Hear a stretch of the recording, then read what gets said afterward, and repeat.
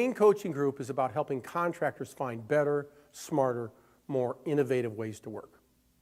One of the great examples of that are our facilitated peer groups, where we bring contractors together from around the country, non-competing, all in the same discipline, 3-4 times a year to spend a day or two working on the businesses.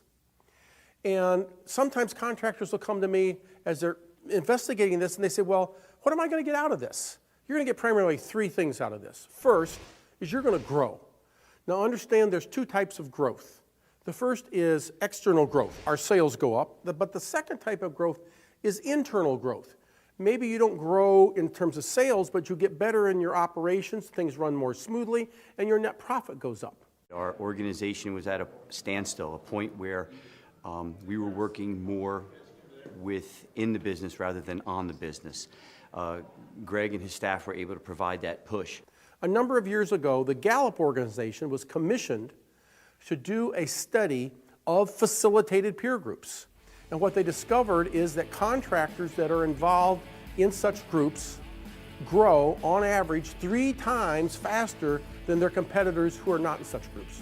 So if you're serious about growing your business, being in one of these groups is almost mandatory. Greg allows us to take a look at the mechanics of the business and forces us to work on the business and not just in the business. The second thing that you need to understand about being in one of these groups is you don't have to figure this stuff out by yourself anymore. You have help. We share best practices and we do it formally.